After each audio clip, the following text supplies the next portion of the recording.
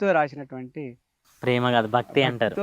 భక్తుడిగా రాసుకున్న పాట ఇది. నిజమే, నా కష్టం ఆ పాటల్లో కనిపిస్తుంది. గద్దర్ గారి మీద కూడా రాశాను. తన గురించి కూడా రాసిరా? ఆ పాట కూడా పాడాలన్న. గద్దర్ గారు కూడా మహానుభావుడు.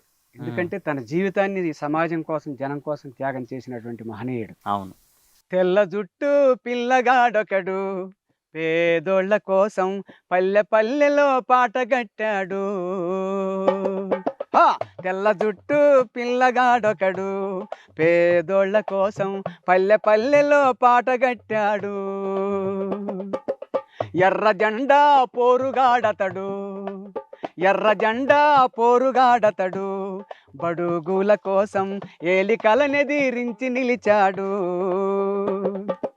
గోచిదోతి పైన గొంగళి గొంతు నిండా ప్రజల పాట, గోచిదోతి పైన గొంగళి గొంతు నిండా ప్రజల పాట, కాలి గజ్జ కర్ర చేత గల్లు గల్లున గంతులాట, గద్దరోడై పాలకులకు, గద్దరోడై పాలకులకు నిద్దురా లేకుండా చేసిన తెల్ల జుట్టు పిల్లగాడొకడు పేదోళ్ళ కోసం పల్లె పల్లెలో పాట కట్టాడు.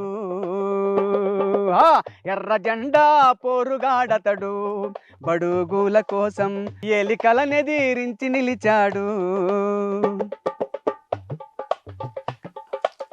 ఇల్లు వాకిలి విడిచి పెట్టి ఆలి పిల్లలను వదిలిపెట్టి ఒళ్ళు మరిచే పదములు కట్టి ఎల్ల ఎదలను కొల్లాగొట్టి పొద్దు పొడుపుగా మారే వరకు పోరుబాటై దారి చూపెను తెల్ల జుట్టు పిల్లగాడొకడు పేదోళ్ళ కోసం పల్లె పల్లెలో పాట కట్టాడు.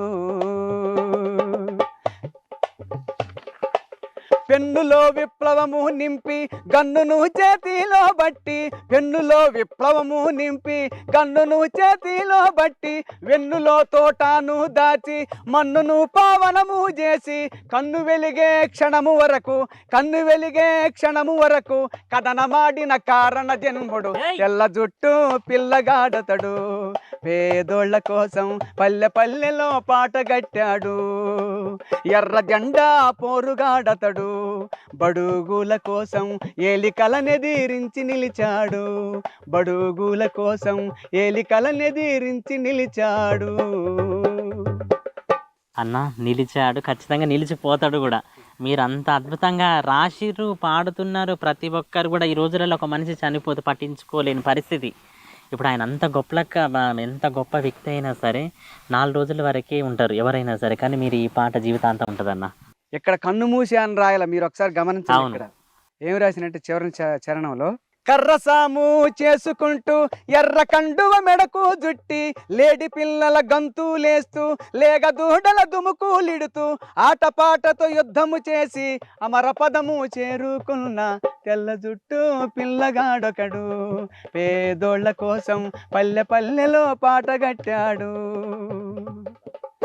ఎర్ర జెండా పోరుగాడతడు, బడుగుల కోసం ఏలికలనెదిరించి నిలిచాడు.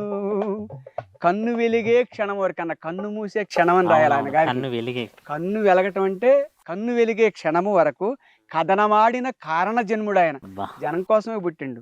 అలాగే విమలక్క కూడా అండి నాకు